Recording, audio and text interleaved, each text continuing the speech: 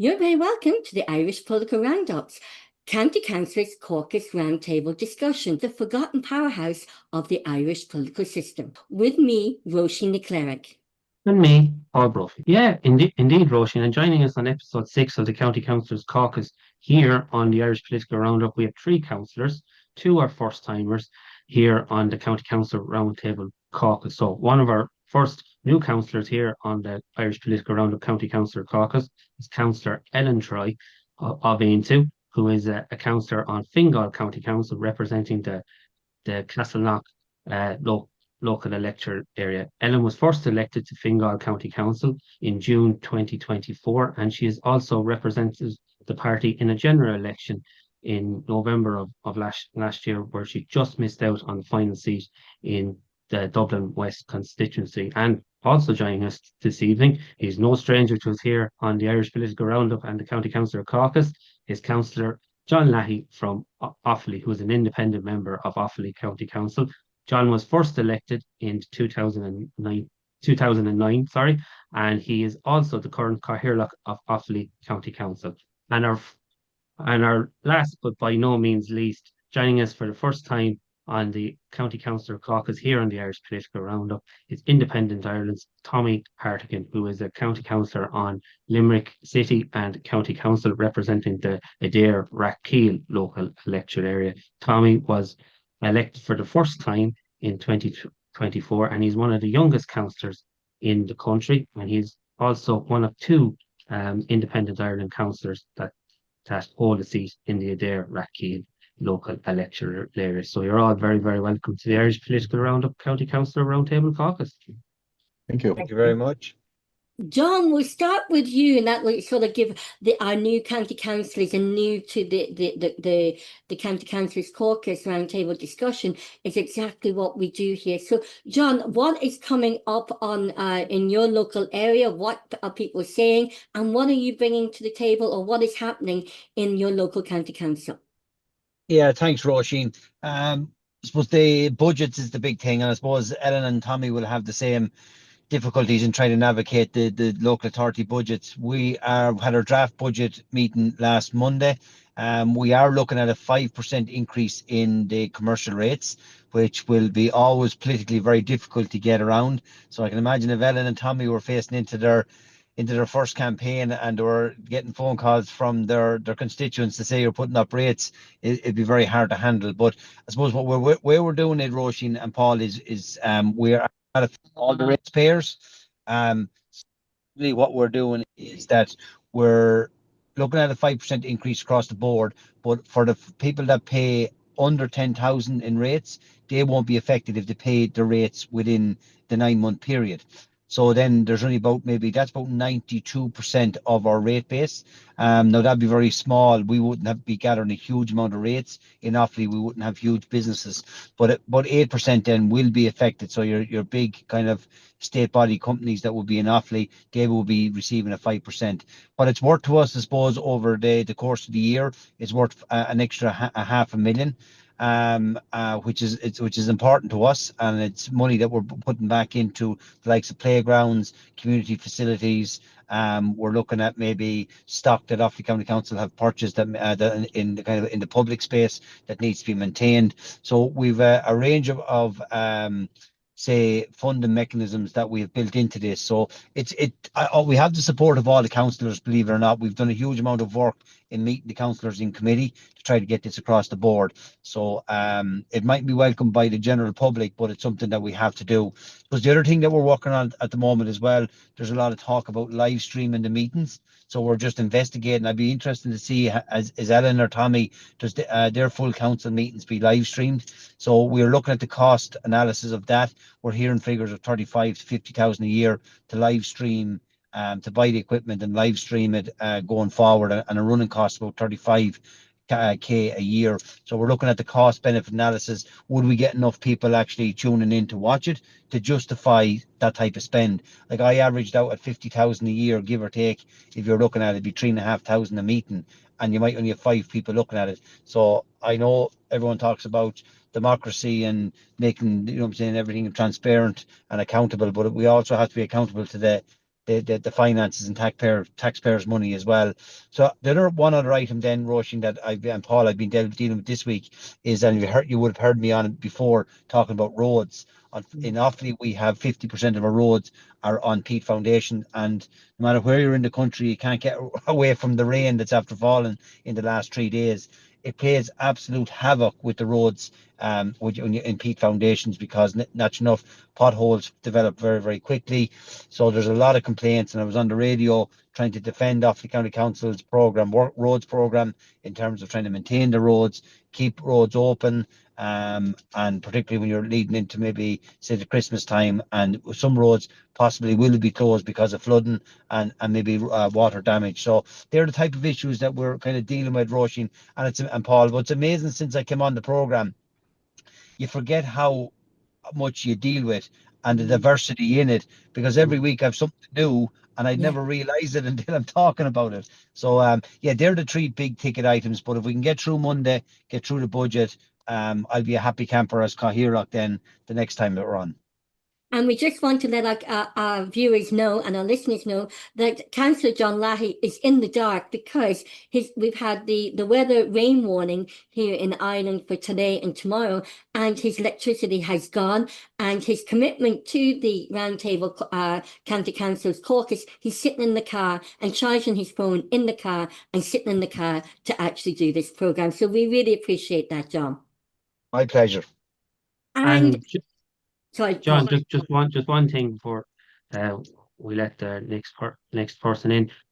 As regards to property tax in Offaly, John, what are you looking at? Are they looking at an increase or a decrease, or?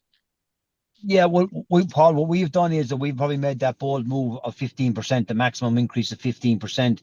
We made that move about, say, the last council, the first year of the last council. So we've gone through 5-6 years of the increase of 15%, and we're retaining that now at this point in time.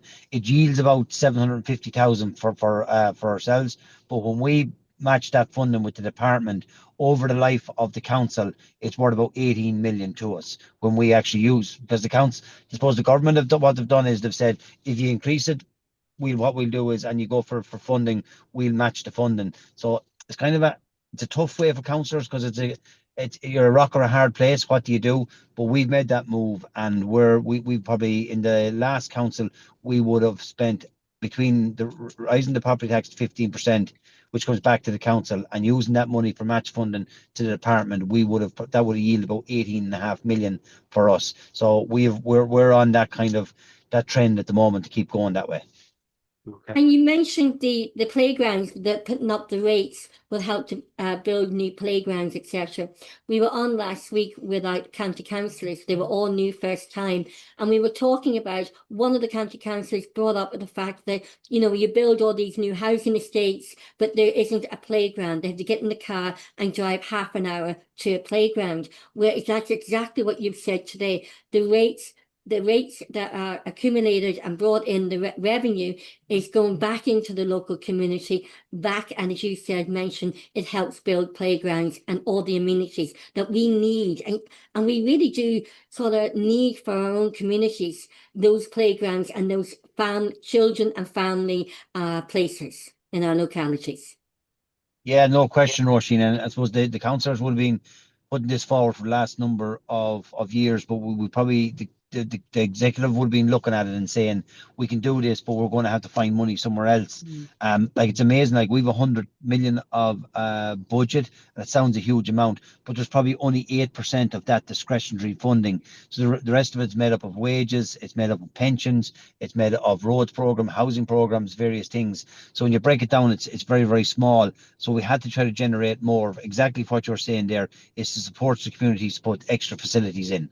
Yeah. And a lot of people don't realize that. I say this program has taught me so much, this format of the Irish Political Roundup, talking to local county councillors, because as I said in the intro, you are the forgotten powerhouse of the political system. And that's why we're doing this program with just county councillors, is to actually bring back the public awareness of who you are and what you do, and why local county councillors are so important to local democracy and the national democracy, because you are grassroots and you hear and see and feel what is going on in the local communities, and you know what needs to be done in the local communities, and then you feed everything up the power chain up to the Dáil Éireann and to the House of Oireachtas for the legislators. So thank you for that, John. And John is a wealth to Councillor Tommy Hardican and Ellen Choi. If you join us in the weeks where we have Councillor John Leahy and Councillor Michael Sheehan, they share a wealth of knowledge to all the new county councillors. And it is the amount of help and support that they've started even giving the county councillors who come on here is you couldn't pay for it. It's absolutely amazing what they do to help the county councillors. So thank you for that, John. No bother, Roisin. So we'll go ladies first. Councillor Ellen Choi, I hope you don't mind, Councillor Tommy Hardigan. No worries. So Ellen, what is coming up in your local area? What are people saying to you? And what issues are you bringing up or is being brought up in the local county council? Well, mostly what people are upset, but it depends which area I'm in. I've got quite a diverse, area. There's a wealthy area, and then there's quite a bit of social housing, and there's different issues in different areas, but just in the Cathaoirleach area, where it's all private homes and stuff, there's a big concern at the moment about drones. Like, we've got a huge problem with drones flying over your head constantly, delivering ice cream, coffee, burgers. It's unbelievable. But there's not so many in Cathaoirleach because people started to complain about it. But in Blakestown, say Mulhuddard, or not Mulhuddard, but Blakestown, Sheepmoor, Whitechapel, Whitestown, there's an awful lot more drones flying around. So at the moment, people are complaining, and I'm getting so many emails about that. So we had a public meeting recently there, and there was almost 300 people there. So it shows you there was nobody there. It was all nobody there agreeing with the drones. Everybody was against them. And we all agreed that, if you were delivering blood products or medication, or you needed a drone to, examine an area that was rough, or you were trying to find, maybe criminals or whatever, there would be good use for drones, but people really are really against them delivering coffees. So there's quite a campaign now against them, and people email me constantly about that. And now that the owners know this is happening, we've had a lot of emails supporting them as well. So we're just waiting to see what will happen. The other thing that people are in arms about here is we've got a massive, great shopping centre, Blanchestown Shopping Centre, and there's a proposal that the owners are going to start charging people to park, and there's 7,000 spaces there, and people come from all over. It's a great shopping centre, but it doesn't just house shops. There's a library. There's actually the county council building is there. There's a little. There's banks. There's the bank, the credit union, the Driocht Theatre,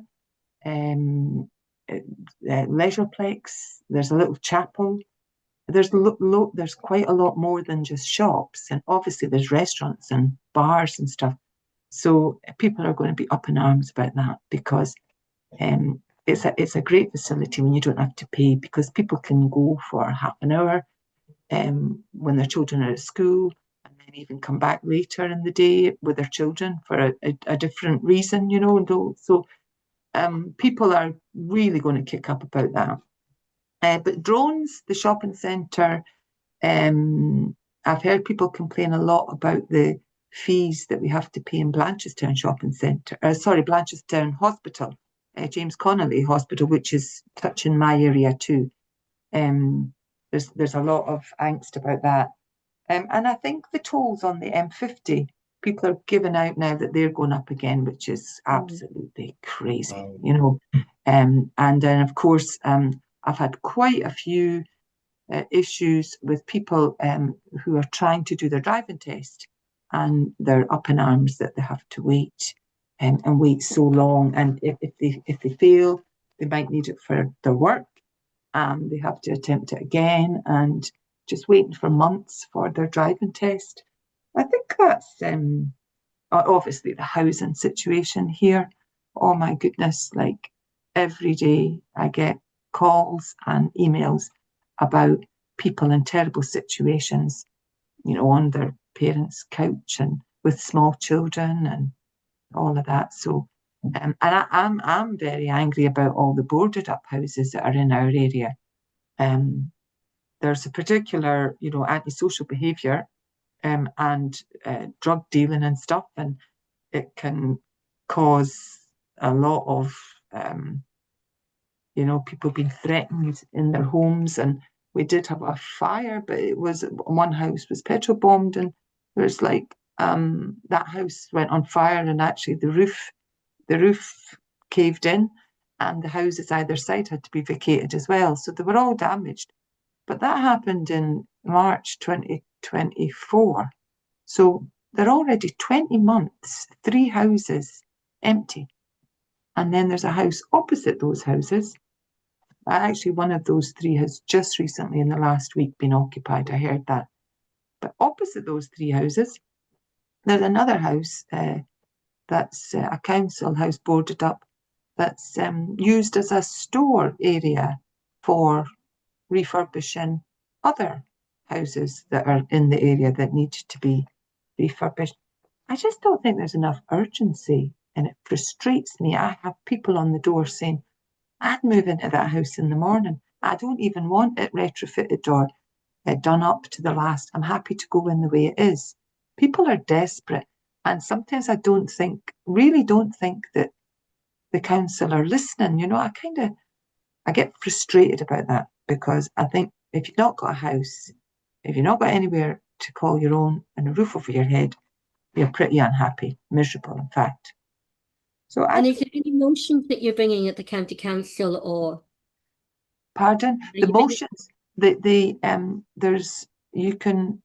it's easier to have motions brought forward in your local meeting areas, but I don't know if Tommy and John feel this, but when we meet as a group for the full council, you know, some of the motions that I have brought up are non-statutory, so they're at the end of the agenda, and then we don't get to them.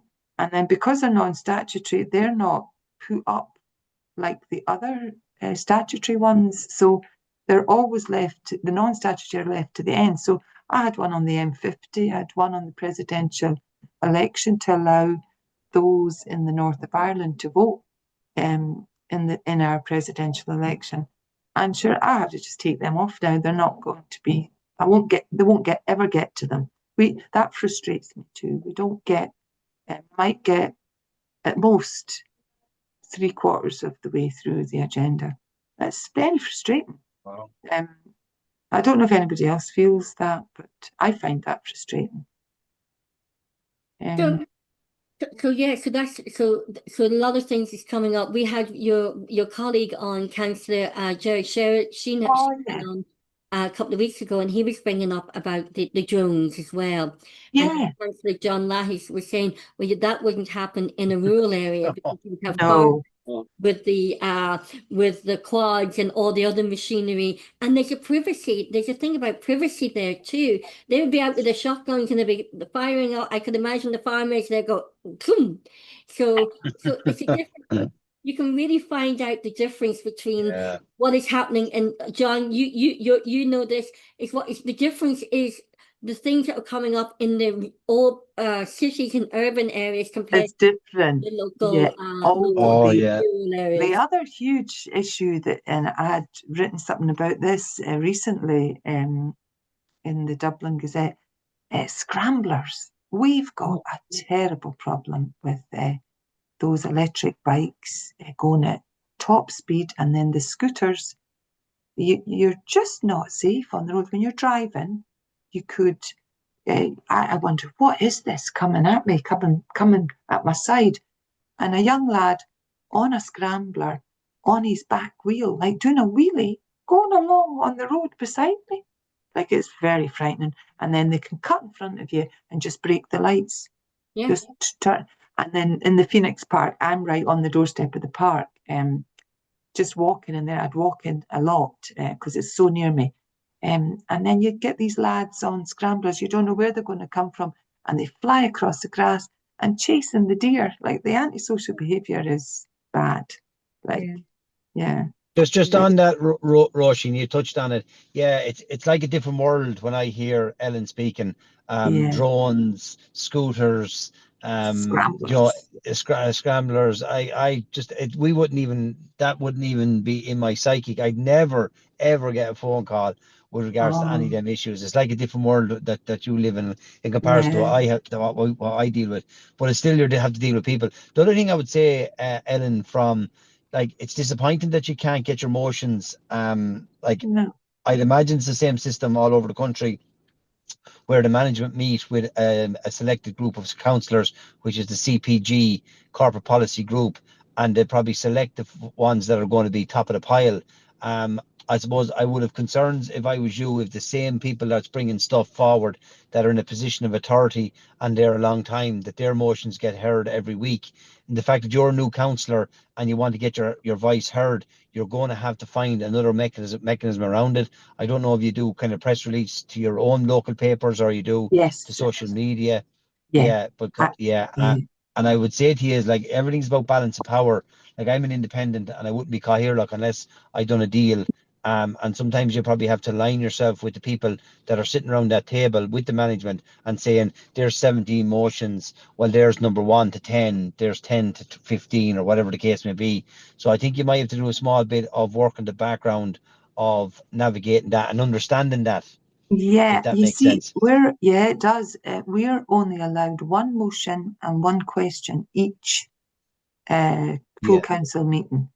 And you have to have them in. You'll be the same, like 2 weeks before the meeting. So if you get yours in really early, I think you'll be further up that's the way it goes. You'll be further up the list. But to be honest, this is just my observation in the first year. I'm only just started, but I think the meetings are very long. I don't think they're very productive. This would be my opinion. I'm not happy that we spend so long, and I think it's because we're on view to the public. Every councillor thinks that they've got, say in my area now, that there's an issue with the old schoolhouse, a lovely old, very old building in Cllr, and people want to save it, restore it. They don't, but the owner of the land has bought this land and he wants to make it into apartments. But it's a fabulous building and it's really old. I don't quite know the date of it, but it's a very unusual old schoolhouse. 3 floors, 3 levels, and steps going up. It's a stunning building. And we were hoping it would be used for cultural use in that. So there's a campaign, and we're all the local councillors are all in agreement that this should remain as a focal point, maybe for the arts or culture or whatever, and not to be used for housing. But so we're all in agreement with that, every one of us. But when we go on live to talk about any of these issues, every councillor in the area, so there's about is there 16 or between the 3 areas in Dublin 15, every one of us has to say, oh, thank you very much for this report, and thank you for that, and thank you for the other. And we're all repeating what everybody else has said. Otherwise, people think that you're not.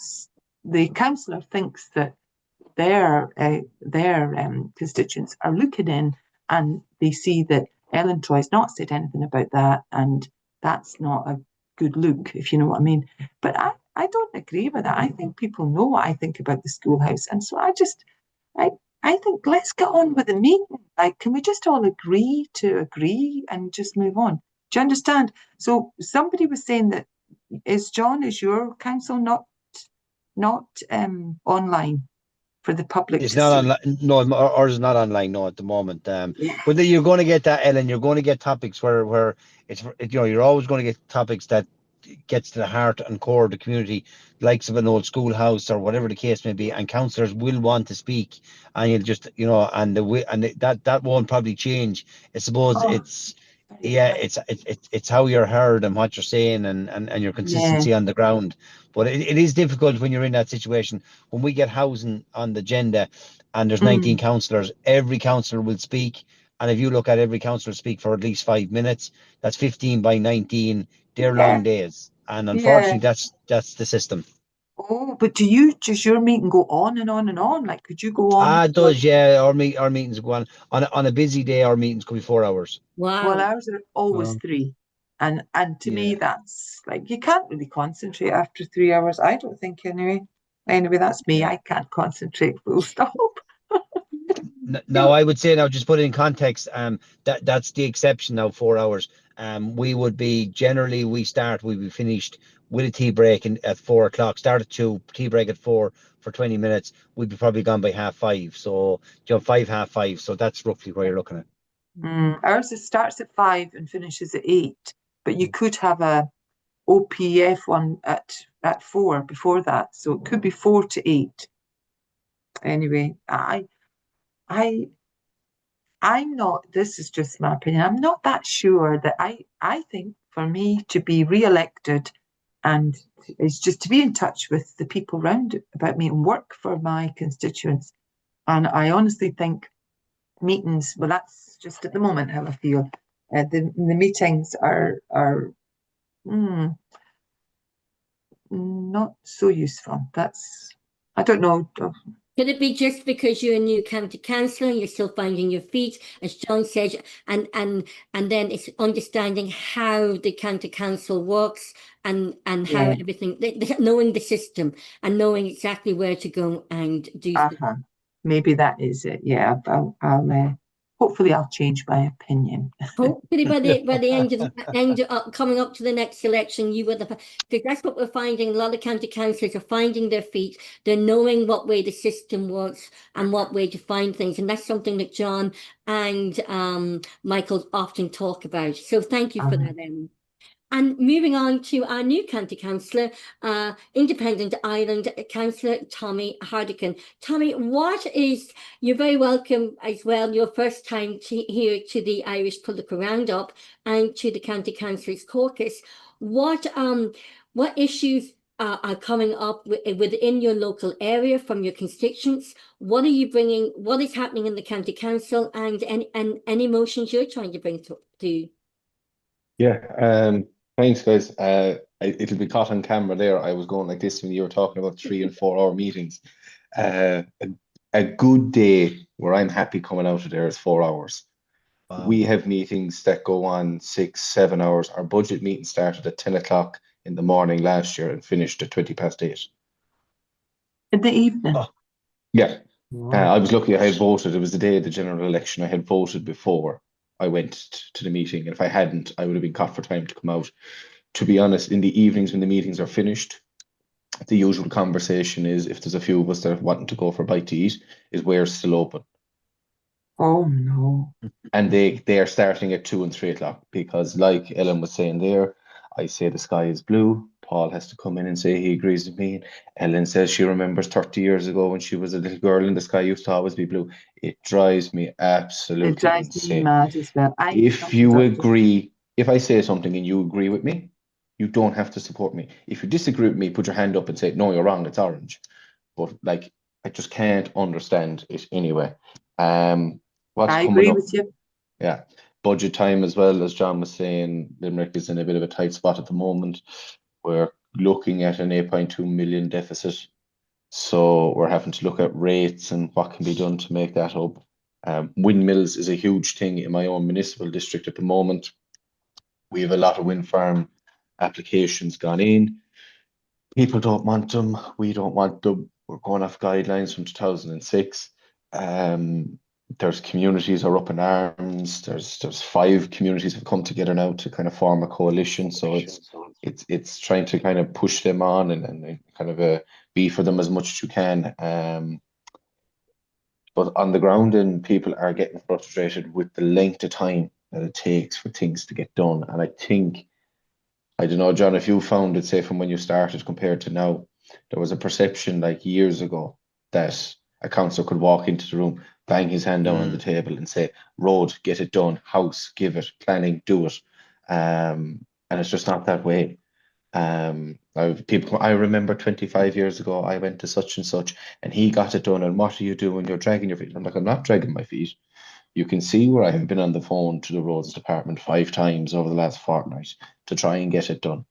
So that can be frustrating as a new time councillor who's trying to learn the ropes, but then you're trying to show people, it's actually not the way you think it is. And I think it's just kind of coming from, which is why I think this is a great idea, this podcast, to kind of show people that there seems to be like a lack of understanding, not on purpose, accidental lack of understanding of how the local system actually works, that it's not as straightforward as it goes. I mean, we've a local primary school here, they needed to get their wheelchair toilet upgraded. So worked with the principal, worked with the TD, pushing 14 months from the day the mother contacted me.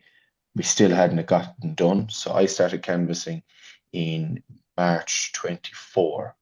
Met the mother whose child it was for, I suppose, now, but it's a long-term thing.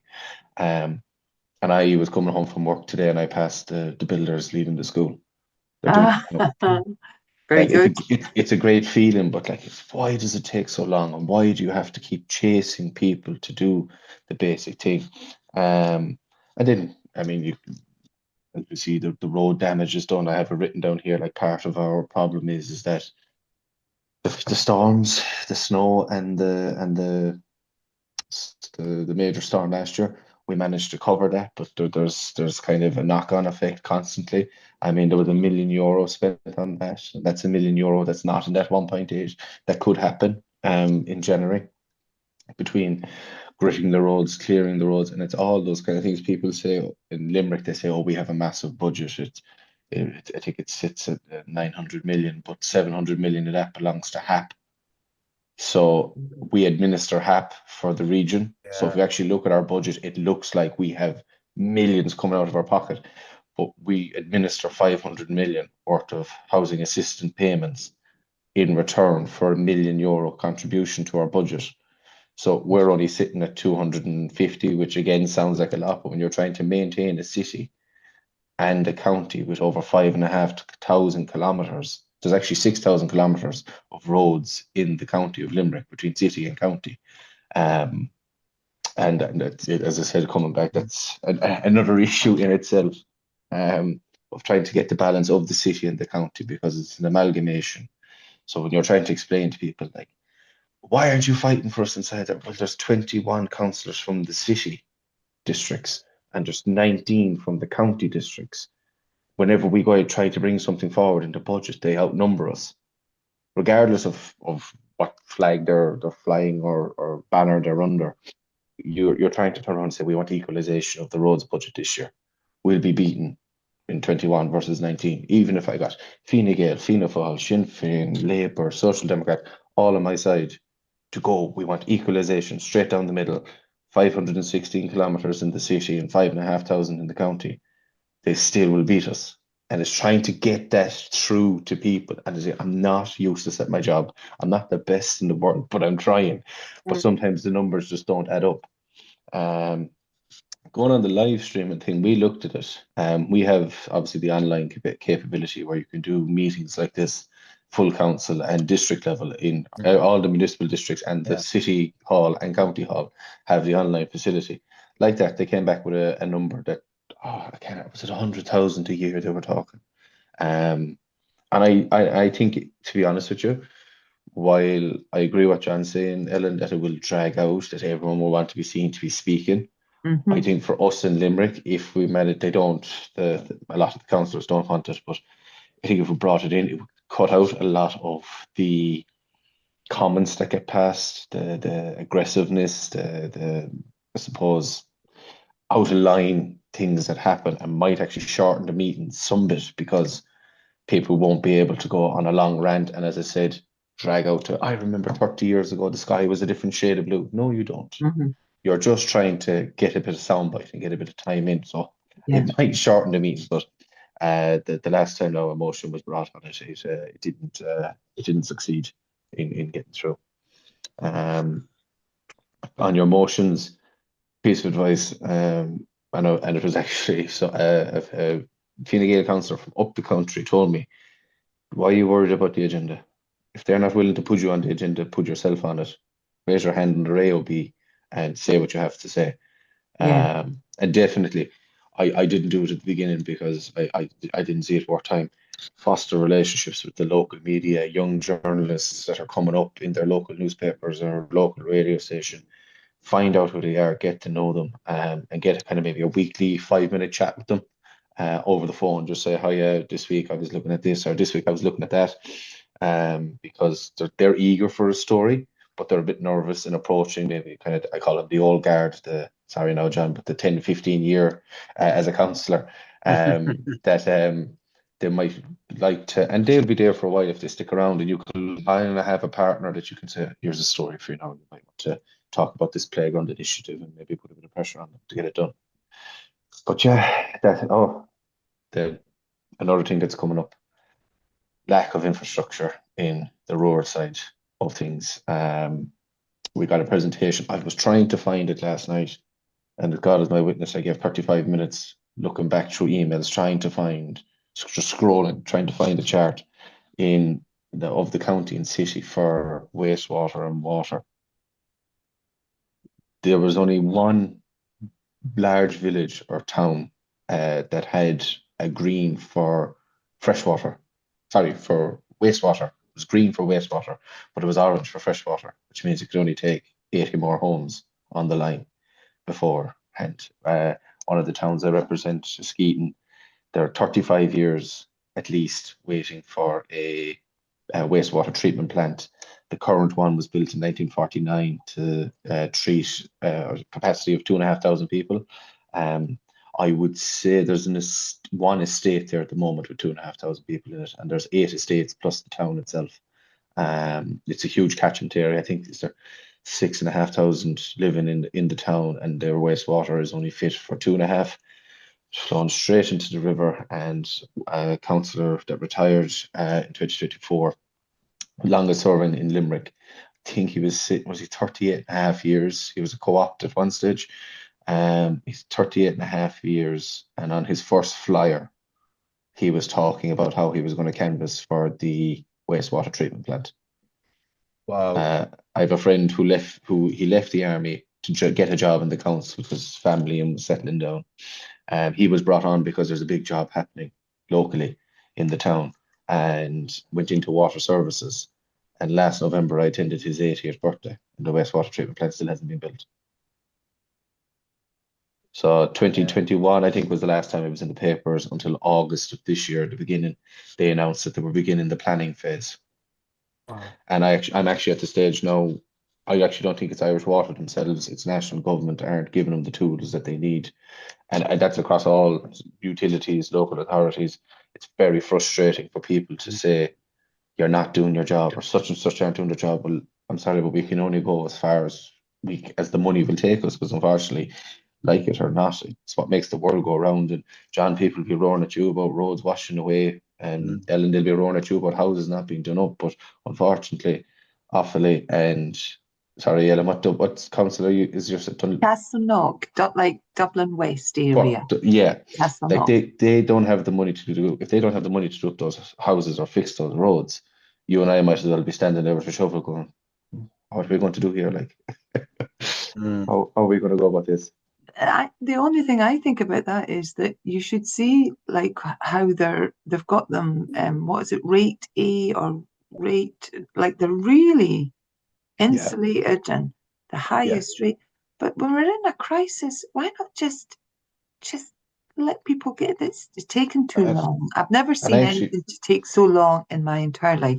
There are We so had a many. bit It's of meant to be the average 8 months a house lying empty, and then to be, have a new person assigned to it. 8 months is meant to be the average.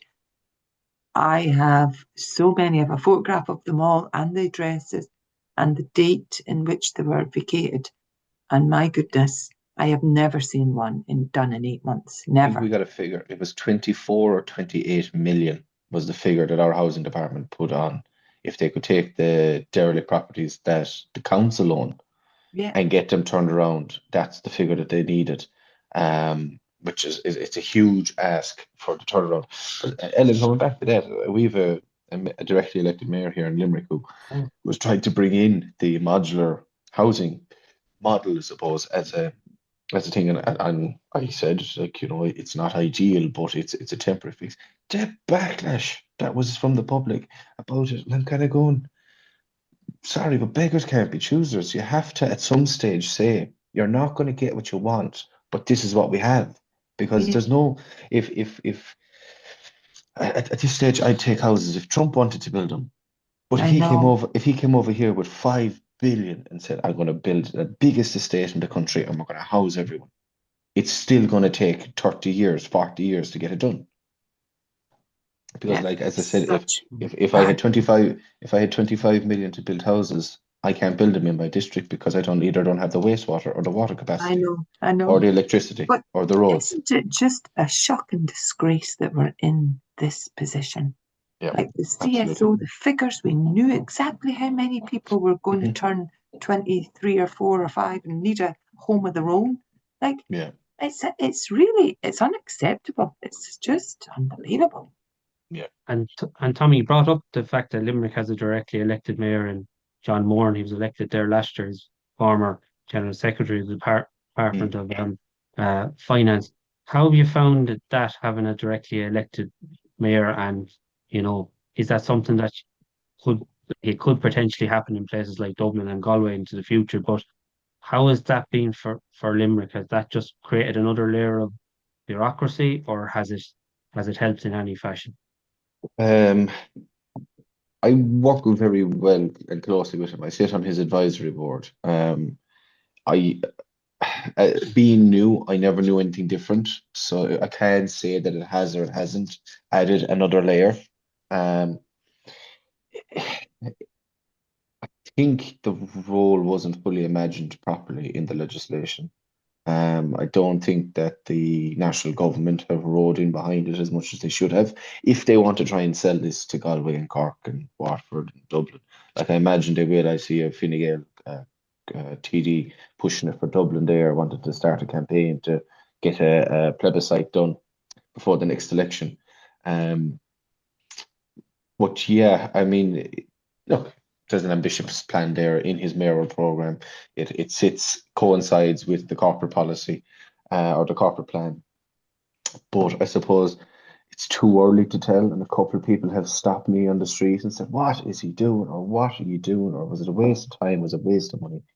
I think it's too early to tell. It's one of those projects that I think it'll be the second time or the third time around before you start to see, is there a difference? Like I said, he's doing a lot of work with trying to get sites prepped for development, to get housing into the city.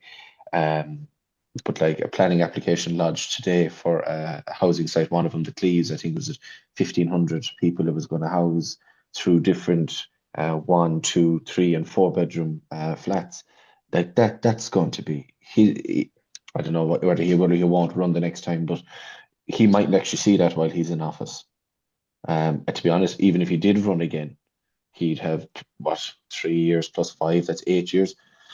I don't know if that development would be done in 8 years. So then you can't turn around and say, was it a plus or a minus? Because that's one thing he hasn't gotten a result on.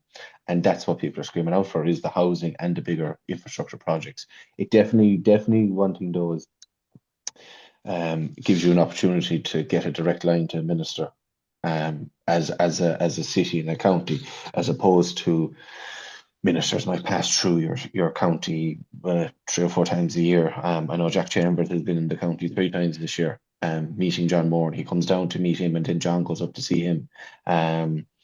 and it kind of cuts out that layer of the councillors trying to feed to the TDs or the senators who then try to feed to the minister. The mayor can request a meeting with the minister, the same as they would request it with each other. So it gives you that kind of access, I suppose, and then he gets a bi-yearly, every 6 months, a meeting with the Taoiseach and Minister for Local Government. So, I mean, they're not just down for signing things and opening things now, they're actually coming down for constructive meetings, which is a good thing. But I think it's a bit like it's a bit like a wine or a whiskey. You need to give it a couple of years to age before you know if it's a good one or a bad one. And you talking about that, John, I remember you saying on the previous program, it takes time. Once you know how, when people give you a problem, now you've been so long in this as a county councillor, now the answer to their questions now when they come to you with your experience as a county councillor, and you know who to go to and what to say.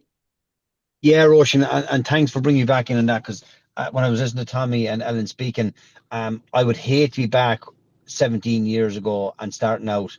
I'd hate to be starting out now, and I tell you why, because if you look at what we've done over the last maybe 10 or 15 years, every year on year, and I don't know if I would do anything different or change it either. You have Fianna Fáil and Fine Gael are trying to stay in power, and what's happening is there's more and more thresholds being lifted. There's more and more entitlements, let be in welfare, let be in housing, whatever the case may be. And I just find, and I'm not saying there's anything wrong with that, it's not a criticism, but I'm just saying that what I find is everything is absolutely choked to the neck. The good has gone over. I can imagine Tommy looking past that school there today, and the good was gone over. He probably had no emotions, Tommy, towards it, because he just had the good was gone over it.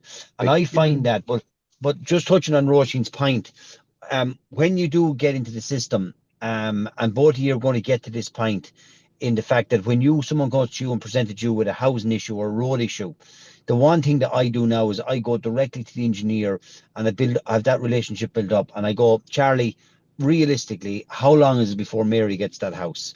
Well, John, looking at the data here, because it's all worked off data, it's worked off point systems and dictionary and grading and whatnot. Realistically, John, Mary's not going to get the house for 5 years. So what I do is I go back to Mary and say, Mary, the best will in the world, there's going to be 4 to 5 years. Now I can tell you, you can ring me every month if you want, or what we can do is we can talk every 6 months, but it's not going to change.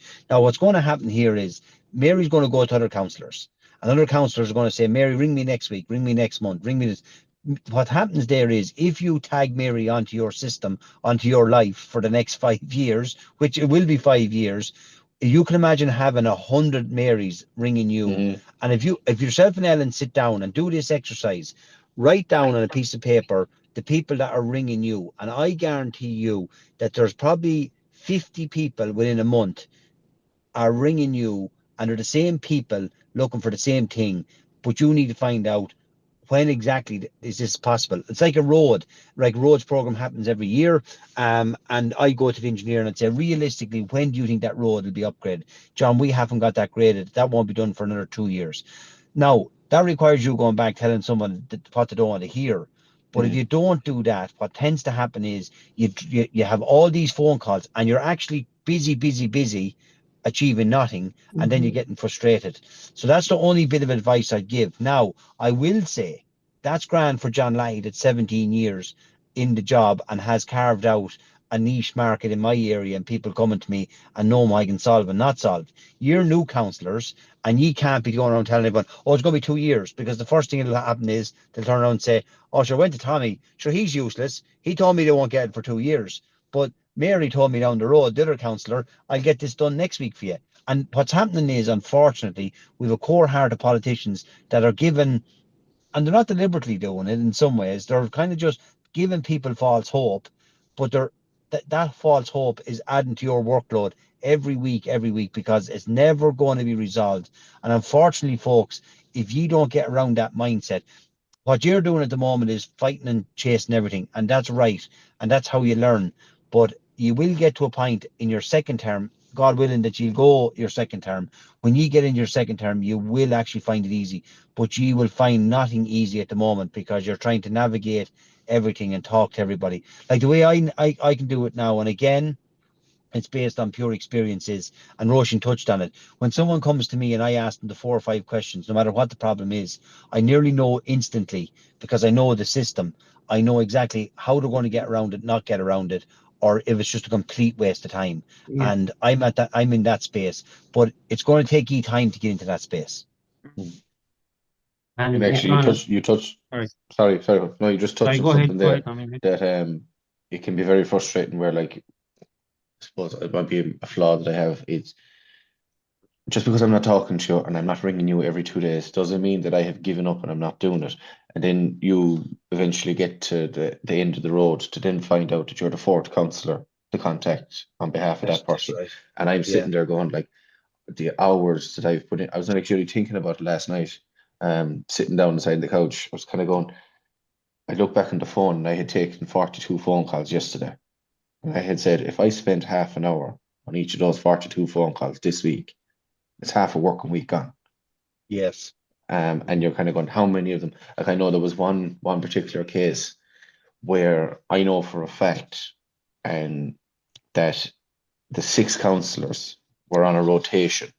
So this week she would send representation or send in the GDPR and ask me to make a call. And then next week she'd ring Paul and get him to do it.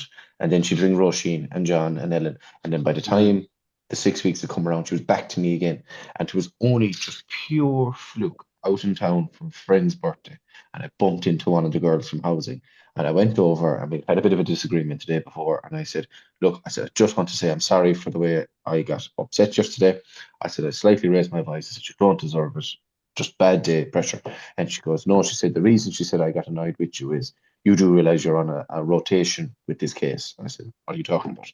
So then she proceeded to tell me how she couldn't have said it in an email. It's just she hadn't met me in person. Just letting you know that this person is coming back to you every 6 weeks, but you're on a rotation and has been doing it for months. So the housing, their hearts are broke. And one thing I will say about the staff, you can have disagreements with them. You mightn't like the way they do a certain thing, but every department is under severe pressure, whether it's social welfare, justice, housing, the council staff. Everyone is just at the brink, and it's kind of, and like you said, John, the good has gone out of it for a lot of them. Yeah. And like even and what you'll find, Tommy, what you'll find, Tommy, is the experienced councillors. So say, for example, Ellen, yourself and myself, we're all fighting for the same person. There'll be roads, there'll be whatever the case may be. To say, and that's enough, I'm 17 years in the system. What'll happen here is I'll realise that it's going to take 3 years for this woman to get a house, right? What I'll do then is I'll switch off from that, but I'll have a note in my diary, come around, say maybe the 2-year mark. And what I'll do is I'll come back into the game. Right, but at this stage now she's wore out from me, so I'm like the guy that scores the goal in the last minute. They're throwing me up in the shoulders. He scored the goal in the first minute. No one even remembers it. So you just sometimes you have to box Cllr in the system. And that's politics, unfortunately. But the one thing about it is, you said you had 42 phone calls yesterday. I well believe it, and you'll have 42 phone calls every day. But you have to monitor the phone calls that you're getting and see how productive you are, and actually just say to people, I am sorry. Because what happens here, Tommy and Ellen, is if you spend all your time chasing ghosts and chasing waiting lists, you won't actually get down and get a meaningful project done, maybe that will get you a bit of kudos, like being on the playground committee or getting something done with the drones, because you're completely consumed. And in 5 years' time, what happens is you'll just say, you'll come back, and what'll happen is that you won't be elected, because you have to give time and energy to community projects, because the people that are ringing you are ringing, and you've touched on it, they're ringing everybody, right? And when they get the house, they actually don't know who got them the house, because they've gone to so many. So just be mindful of that side of it. Make sure that you have something that you leave enough energy and time to do something tangible that can go on a leaflet to say, I sat on your playground committee, I was on the neighbourhood watch, I got this, I got you this grant, I got you that. That's what people care about when it comes to election day. Yeah. Thank you. That's very helpful. Paul and I, we went to a public meeting, and like you were saying, there was 300 in a public meeting the other night. We went to one. It was county councillors, and it's where John says about specialising and staying on one place, and it was about the wastewater treatment in Inistioge. the wastewater treatment tank is leaking into the river. And Wow. that, we're going to be doing the program on Monday about that. But like that is that's exactly where I see where John's saying that is, be on the committee, be on something.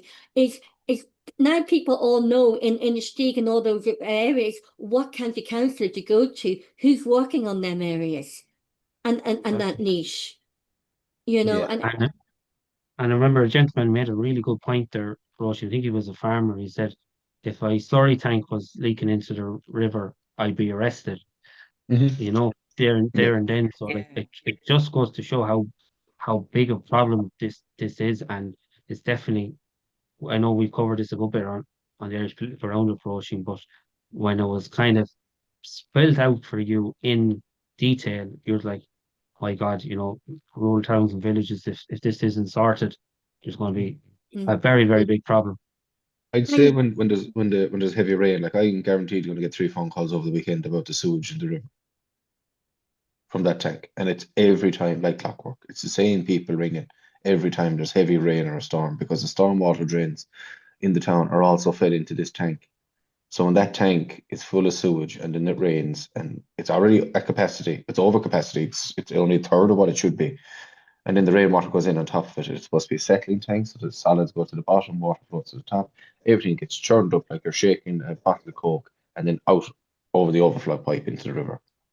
Oh, And that's what's happening in Kilkenny as well. And John, you're rural, and they've been talking about housing tonight, and with your job as an auctioneer, you know all about that, the water waste treatment, building houses, putting it, selling houses, and the county council planning permission, the water waste treatments. So what are you finding in your area up there about the issues of housing and water waste treatments plants?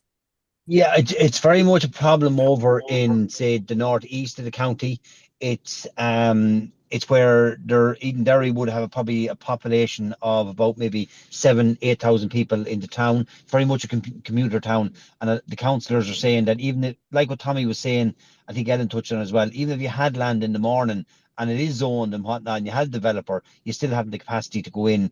Irish Water has been brought down. There's been commitments being given. We have meetings in the chamber. But we'd have a lot, and just kind of maybe touching on maybe how councillors are navigating it. We'd have a lot of experienced councillors over there. So what they've done is they brought Irish Water into public meetings, and Irish Water have said this won't happen until 2027, 2028, whatever the case may be.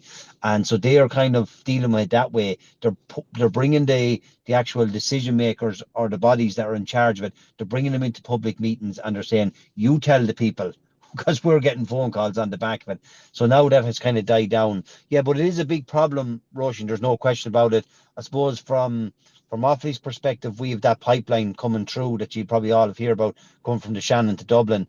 So we're really engaging with Cllr and all the various bodies to make sure that that Offaly is going to be serviced and serviced well into the future. Let it be wastewater, let it be supply. So we're doing a lot of work on it at the moment, but it is frustrating. There's so many elements to what you want to do, and like Tommy has touched on it, there's stuff that I would have started and heard in the chamber 10 years ago that still hasn't materialized.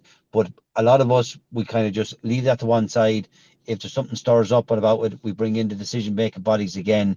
And it's just highly frustrating. You're constantly chasing yourself on it, and you have to probably accept the system. Unfortunately, folks, we're not going to change it, and I don't think it's going to get any better. We can achieve a lot at local level, but just big wheels turn slowly. Yeah. And knowing the people, as you said, building the relationships with the engineer. John, you said building the relationship with the engineer, building the relationships with the people who you know now you can go to. What is the timeline for this? So you have an understanding of how the system works. Yeah. Exactly. And the other thing too, Roisin, is, and again, this is when a county councillor walks into the city hall or into the county hall, whatever the case may be, and they're meeting the staff, you're generally, every time you meet them, you're asking them something. and they're drained as well, and they're consumed with so much work. Sometimes what I do is I just maybe go into a section. I might have 15 minutes to spare. I might just tip down, talk to the housing officer, how's things? So she's looking at me going, he's going to ask me a question, and I'm there, how's it? And you get next thing you realize the son of a daughter, you make that connection, that bond. And I'd walk out there and not ask a question, even though I have 50 questions in my head. But it's building that relationship that you're not constantly, because as much as we're being pulled at, they're being pulled at as well. So sometimes you have to spend, and I would say that you spend a bit of time in getting to know the people personally. So when you walk in, they're actually happy to see you, because sometimes when a councillor walks in, they're all keeping their heads down. Do you ever notice that? Because they're going, oh my God, I've so much going on. I want to go for my tea break. And here comes Tommy, and he's going to ask me. I know he's going to ask me. So I would say to you, and I don't mean that we're not being cynical in what I'm doing, but I appreciate what they're doing. So when I meet them on the court, I can say, how did you like on the match of the weekend? And it just breaks it down a bit more. And then they're a bit more relaxed with you. And then they can say to you, John, I am telling you, we are not giving Mary Jones that house. She has been this, that, and the other. Just forget about it. It's not happening on my watch. Then you know, you because you build that type of friendship. And that's the biggest advice I could give you. Rather than going to them the whole time, just spend a bit of time just maybe getting to know them as well. And that's the human side of the job. That is the human interaction. And people need and want human interaction. They just, I know a lot of people forget, that county councillors are human, and the people in the county council are human too. And I think everybody, that human interaction, building relationships, that goes a lot further than an email or phone call of just demands, or can you give me an answer to that? It's exactly that. Everyone's human. And I think, I don't know what you all think, we've become into a fast-track society. We've lost that human connection, and bringing in that human connection that, John, you've talked about, that's invaluable. Agreed. Well, we're running out of time. Is there any questions that anyone would like to ask one another, or ask our experienced county councillor here? Is there anything, or any last words from you all? It's just very interesting, and thank you very much. I really enjoyed it, and I felt like I learned a lot and feel a bit more confident. And it's great to meet Tommy. For the two of us are the same stage, and probably similar experiences. So that's good to know. That's great. And thanks, John. We'll be on the phone to you now instead of we'll be looking for advice from John. Well, isn't it? And Roisin and Paul would be the first to say it, and Michael does be on other Fridays as well. Like, our details are there. Please pick up the phone. Like, Roisin and Paul have done a great job in opening up this network of say like-minded politicians that are new in the council and trying to navigate it. And it could be only a phone call for 5 minutes. Say, John, how would you deal with this? And you might be able to build up that relationship with someone in your own chamber. I'm saying to you, I'm there. I'd love to make the phone call, because that'll really enhance what Paul and Roisin are doing, is that we can all kind of work together. And like, the big thing here is for you to stay doing what you're doing. It's hard enough to be elected. So you've done the hard work, so just keep at it. Oh, thank you. Thank you very much. It's invaluable. Thank you. I've enjoyed this evening chat. Thanks. And even with John and Michael, and even Albert from Cork, is they brought in shared motions, and they gave one another motions that they brought to other county councils as well. And that as well is okay, that's a really good motion. I'm going to bring that into here, and sharing the motions, and that great idea. And it really does, and that is what is happening. So, and it's building that network where you don't feel on your own as a new county council, and sharing what is happening in each different area, local area, or LEA, from whether it's from the city, the urban, or the rural farming communities or coastal communities. And that is what's really, is knowing that there is people like John and like Michael who you can contact. Oh, could you give me a bit of advice? Just want 5 minutes of your time, give me a call. And they do get back. And we've heard that, and it is invaluable. And it's also letting the public know this programme too is about letting the public know the work that the county councillors do that you don't get the recognition for. And you Absolutely. don't have the secretaries, you don't have anybody sending the emails or the PAs like the TDs do. You do it all yourselves. Yeah. And you're also all keeping a full-time job down as well. I know this programme has given me a new appreciation of county councillors and the work that you do. And I was taking a few notes here, Roisin, and we've got a great quote from John Leahy. Many words of wisdom that you had tonight, John, and I think it sums it all up. We can achieve a lot at local level, but the big wheels turn slowly. So I suppose it's about being dogged and being determined and not letting the big wheels kind of grind you down. Yeah. Absolutely. Exactly. Well, that's it for tonight. Thank you so much, ladies and gentlemen, for coming on tonight, especially John Leahy. You came out in a paracut in the Birr in Offaly and sat in your car and came on to talk to us. We really appreciate that. And Ellen and Tommy, we really appreciate you too giving up your Friday night to come in and talk about the local issues that are coming up. And please feel free to contact us anytime and with any issue, and we'll get you on. Thanks, Perfect. Ray. Thanks, guys. Thank you very much, folks. Thank Take you. care. Having Thanks, us Thanks Ellen. all out. on. Bye bye Thank now. you. Take care. Bye. Bye. Thank you. Bye. Bye. Bye. Bye.